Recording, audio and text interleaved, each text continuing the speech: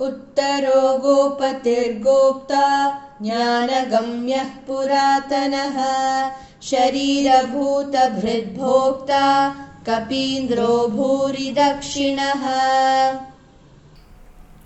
Uttaraha means one who lifts us up. Somebody has to be there to lift us up.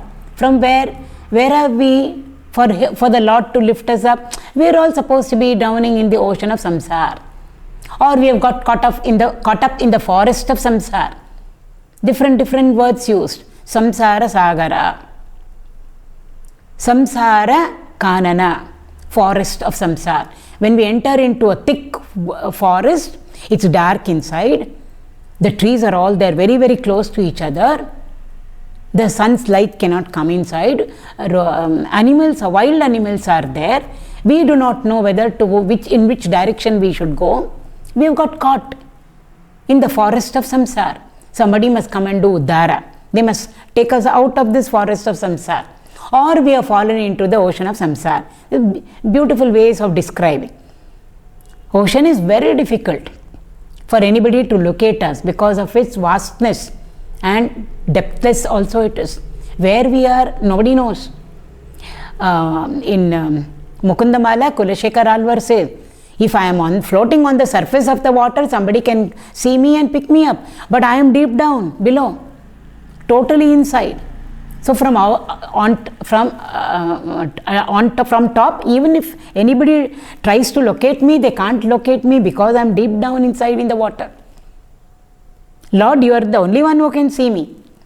So therefore, Uttaraha means one who helps us, one who lifts us up from the ocean of samsara, or one who comes and helps us to come away, get out of the forest of samsara, is called as Uttaraha. And Uttara also means the best, the supremost, excellent. That also is there as one of the meanings of Uttara. A very beautiful story which comes. It doesn't come in the Valmiki Ramayana, but these are all stories which our rishis and saints narrate to us when they are doing a Ramayana Saptah or a Bhagavad Saptah. So there are many stories like that. When the bridge Setu was being built for Rama's Vanara Sainya to cross from the tip of Bharat to Lanka, they had to go to fight Ravana over there because Sita is there. Sita had to be rescued. So they had to cross the ocean. How will they all cross the ocean? They had to build a bridge. So how will they build a bridge over there? They used trees and rocks, huge big rocks they used. Varuna, the ocean Lord, told them, don't worry, you put all the rocks into the ocean.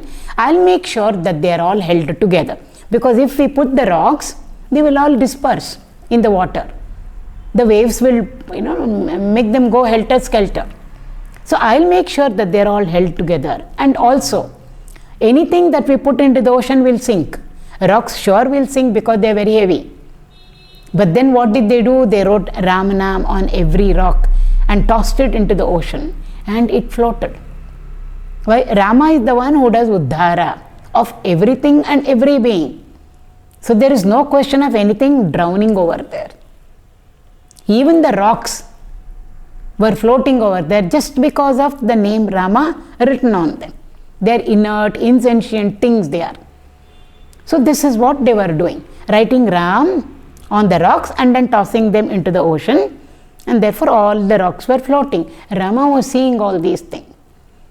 And he said, I never knew the power and the might of my own name. Just by writing my name, rocks are floating over there which all should have drowned in, which have should have gone inside because they are so huge, heavy they are. So therefore he said, I never knew. Rama himself did not know the glory of his own name. It's we bhaktas who will know the glory of his name more than him. So therefore he said, I have to now do an experiment and find out for myself my own glory. So if writing my name on the rock makes a rock float, I myself, Rama himself, if I put something into the water, sure it should float. So he came to that conclusion. He slowly moved away from everybody, went to a corner of the ocean and then picked up a small grain of sand. He didn't pick up a big stone or a big rock over there, one tiny grain of sand. He said, let me first try with a grain of sand. So he picked up a small grain of sand and put it into the ocean, put it into the water, thinking that if my name makes rocks float, I myself, Rama, am dropping this small little grain of sand into water, sure it should float. But it sank. Rama's spirits also sank, his mind sank. He was what? How come this has happened? When I put one tiny grain of sand, it should have floated, but it is sunk over there. And I hope nobody has seen what has happened, but Hanumanji had followed him and he saw what was happening. So Rama looked questioningly at Hanumanji and said, look what has happened. I don't think this should have happened, isn't it, Hanuman? According to what has happened, if my name can make rocks float, I myself, when I put something into water, of course it should have floated. On the other hand, it has sunk. This should not have happened, isn't it? Rama questioned Hanumanji. And Hanumanji said, no, Lord, what had to happen has perfectly happened. The Rama brought his eyebrows together and said, come on now, explain. How is it that you are saying that the right thing happened? Which means he is saying it is okay for the grain of sand dropped from Rama's hand to have sunk. Explain to me, he said. So beautifully Hanumanji said, your hands are for uddhar. Your hands are not for putting down anybody. So whatever comes into your hand, Bhagavan, means you have uplifted them. Anything or any being who holds on to your hand or you hold on to them, give me your hand, lend me your hand, we say to the Lord. Lord gives his hand to us, and when we hold on to his hand, he will uplift us. That is his job, uddhara. Your hands are never to drop a person, drown a person. You never let go. Once you have held somebody's hand, you never let go. You uplift them. But what did you do now? You took the grain of sand. If it could have spoken, it would have felt so happy and it would have said, I'm so lucky, I'm so fortunate. I was there on the ground over there. Everybody used to trample on me. And now Bhagavan, Lord Rama himself has picked me up in his hand. My uddhara has happened. So the grain of sand must have rejoiced in your hand. And immediately what did you do, Lord? You put it into the ocean. You dropped it. The moment you released your fingers from the grain of sand, it just dropped into the ocean. Dropped into the ocean and it sank. If you leave anybody, sure they will sink.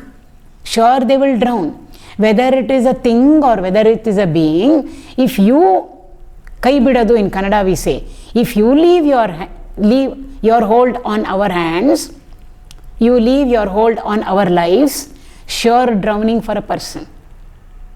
You are only there for uddhar. Therefore, so beautifully Hanumanji explained it to Rama. Lord's hands are only for doing uddhara. Never ever. So when anything comes onto the Lord's hand, these are all very beautiful messages for all of us. When anything comes onto the Lord's hand, it can be a blade of grass, it can be a grain of sand, it can be anything. A human being like us, once he has held us firmly in his hand, he will never let go of us. Because anything that he lets go is sure drowning for the person. And for us, drowning is not in a small little tank where we can, come up, swim and come up. This is an ocean of samsara. Sure drowning for us if the Lord leaves us. Therefore, Lord, never ever release your hold on anything, whatever it may be, is what Hanumanji told Rama.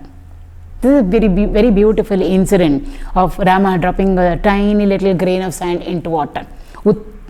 Uttaraha. He is the one who uplifts everybody, lifts up everybody from the ocean of samsara. Gōpatihi.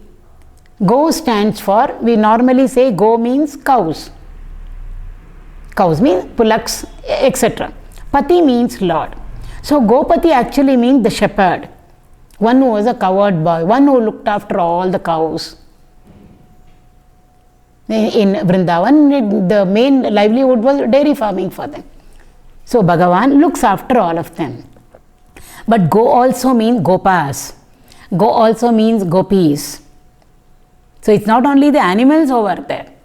All come under that cat. It can be cow, Go. It can be Gopa. It can be Gopi, he, she, whoever it is. All for everybody, Bhagavan is Pati. Bhagavan is the Lord who looks after all of us. That is why he got the title Govinda when he did Govardhana Uttar. He did. So Govinda, again, Go not only means cows, not only means Gopas and the Gopis. Go represents good qualities. Bhagavan is the Lord of all good qualities. Bhagavan is the Lord of all divine glories, which we are going through now. So Go represents all of them. Go represents, like I said, cattle. It represents qualities. It represents Mother Earth. Mother Earth means Prakriti. Bhagavan is the Lord of Prakriti. Bhagavan is the Lord of Maya. So therefore, Go, Patihi. Also, Go represents knowledge, Vedas. So Gopati means the Lord of Vedas. He is not only the content of the Vedas, he is the author of the Vedas also. Earlier I think we went through that. So therefore he is Gopatihi. So he is the goal, he is the path, he is everything. And Go also represents speech. So the Lord of speech. When we all talk, whether we are talking or whether we are singing, whatever it is, who is the maker of voices? We never made the voice. We can't make the voice. There is somebody inside us making our voice. Voice doesn't mean, how we think of musician's voice and harsh voice, husky voice. We are not talking about that. The very fact that we are able to express. Voice means that which can be heard by somebody. Lord rules over that. Therefore, he is the one who is actually the maker of voice. He is the one, therefore speech. Speech is audible only because of our voice. So speech also. And from where does speech come? It comes from the tongue. Though it comes from inside, but ultimately if somebody has to hear it, it is the tongue that is doing everything over there. The whole mouth, of course. Upper jaw, lower jaw, everything is included over there. So therefore Bhagavan is the Lord of speech also. And where does the Lord of speech reside? He resides on our tongue. So therefore Dasaru says, Achara villada nalige, ninna nicha buddhiya bidu nalige. He said, hey tongue, don't get into this uncultured way of expressing. Whatever it is, we just open our mouth and say, because we have the capacity to talk, the ability to talk. We should know how to restrain speech. We should know how to restrain the tongue. How to restrain the vocal cords in us. So the Lord of, if it comes to us, if that conviction that Bhagavan is the Lord of speech, if it comes into us and it sinks into us, automatically we will all become cultured people. Because when we are conscious that the Lord of speech is there in me, presiding over our speech, nothing untoward will come out of our mouth. So for all of this, Gopatihi. He is the Lord of all of them. Gōptā, the protector. One who sits inside us silently and protects everything. He may be visible, he may not be visible, but still he is looking after everything. So Gōptā means the one ultimate protector of everything that is existing. Micro to macro, gross to subtle, everything. He is the one who protects. So he is the one who protects and he is the one who lifts us up also. Actually, we can combine all of them together.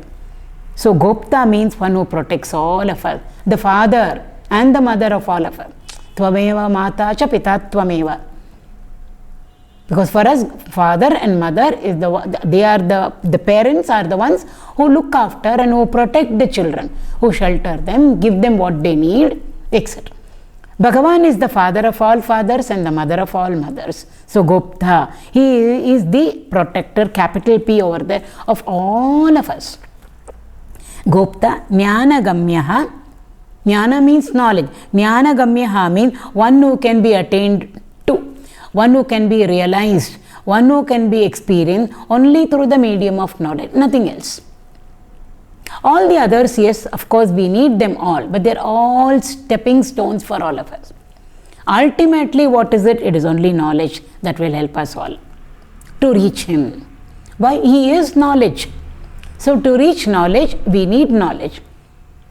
To reach Him who is an embodiment of and personification of knowledge, we can't walk the path of ignorance to reach knowledge. We are in the dark. We want to see light, we want to experience light, we must become light. The path and the goal are one and the same. So Bhagavan is Jnana Swarupa, he is. Tyagaraja Swami writes in a Kirtan, Jnana Swarupa Ramachandra, he says. Ramanamamu Janmarakshaka Mantra. It's a very beautiful song. Ramanama is my Janmarakshaka Mantra. My life protecting mantra it is. Mantra means Mananat Trayate iti mantra. If I keep on reflecting on it, it will help me to cross over my problems, my difficulties. Ultimately, it will help me to cross over the ocean of samsara. What is it? Ramanam. And there in that Kirtan he says, Jnana Swarupa Ramachandra. You are very firm. It is like knowledge walking on 2 feet. So how to reach Him who is an embodiment of Jnana? How to reach Him who is an embodiment of Dharma? We have to walk the path of Dharma to reach Dharma. We have to walk the path of Jnana to reach Jnana. So Jnana Prasadena. With the grace and the blessings of Lord alone, knowledge will come to us. And when will knowledge come to us? Only when good qualities abide in us. That is why in the 13th chapter of the Bhagavad Gita, when Bhagavan is enumerating 20 values over there, Amanitvam, Adambitvam, it starts from there. 20 values over there, when he enumerates, he doesn't call them values over there. He calls them as knowledge. Values are different, knowledge is different. How can they both be one and the same? If these qualities are there in us, it's easy for knowledge to come into us. When we go to the railway station, we say over there, where is Chennai standing? Has Mysore left? Has Mumbai come in? No city can come in and go from our Bangalore railway station. The train we are talking about. Where is the train bound to Chennai? Has this train to Mysore left? Has the train from Mumbai come in? So we address the train itself by the name of the destination. In the sense, if we sit on the train bound to Chennai and in the middle if we don't get down, sure we will reach the destination. So values are all like bogies, coaches. So Bhagavan calls those 20 values itself as knowledge in the sense, if all those values are there in us, or if we sit in those bogies means enter into those values and make them our own, knowledge becomes very easy for us. Any knowledge, it's not only spiritual knowledge. Unless and until a student is disciplined, focused, concentrated and has all good values, basic values, no knowledge will enter in. So therefore, jñānagamyaḥ, he is the one who can be attained to,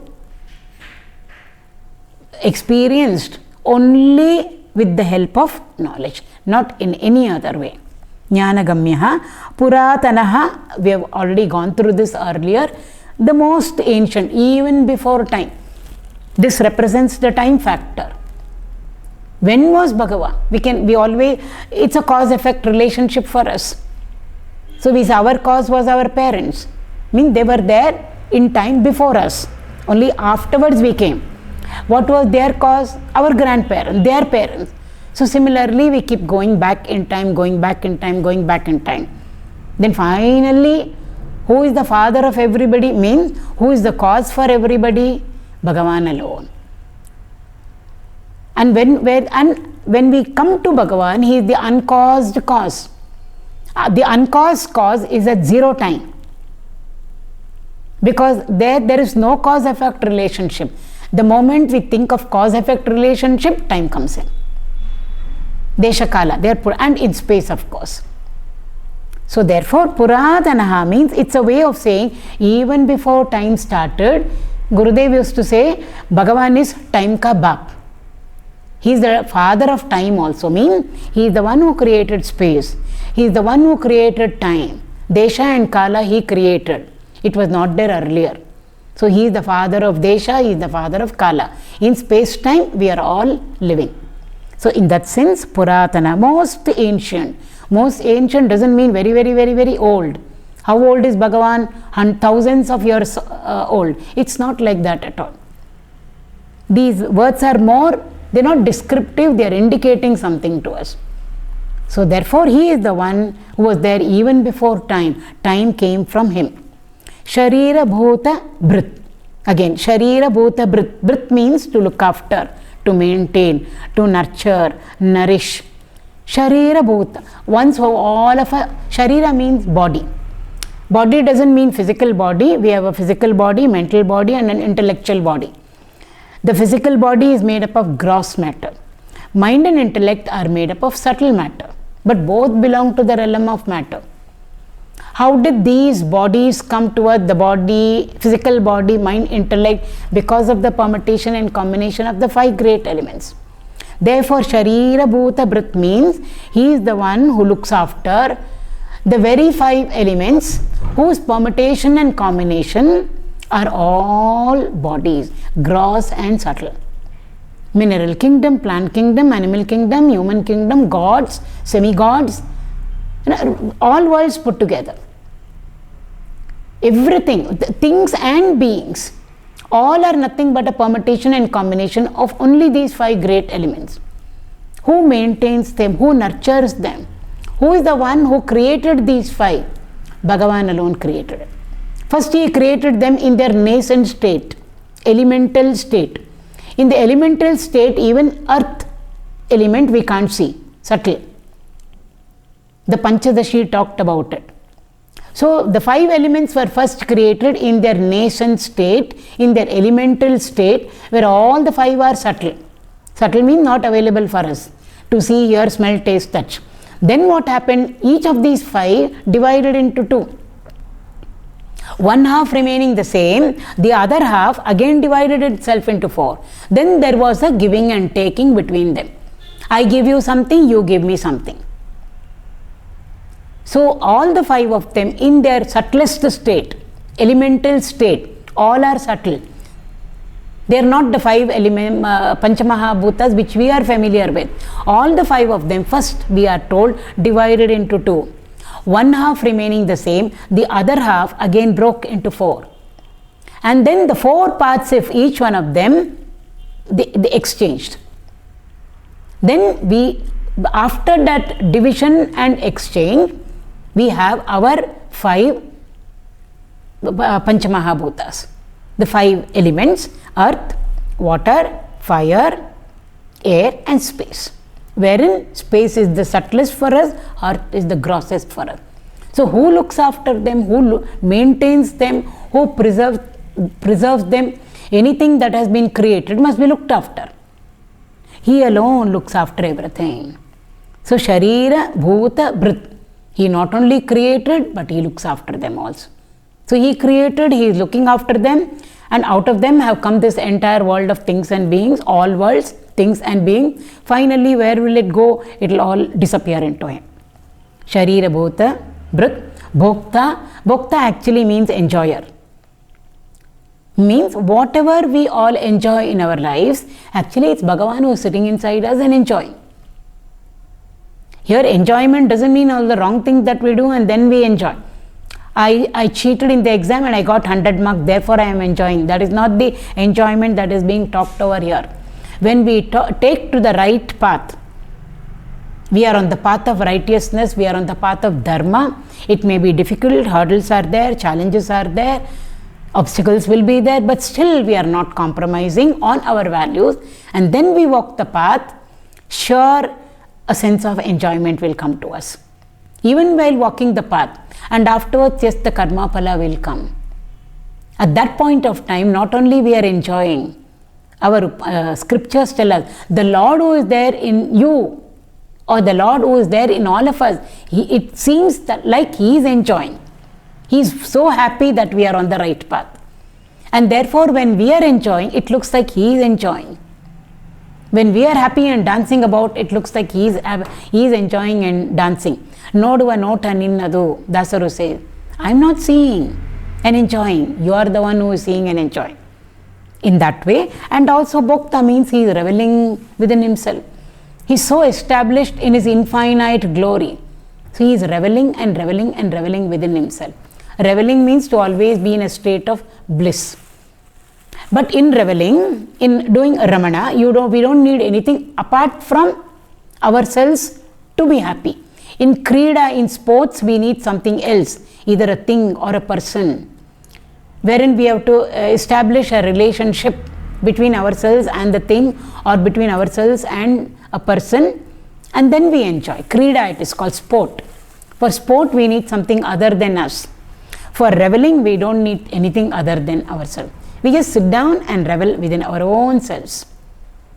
Now and then we would have gotten into this mood also.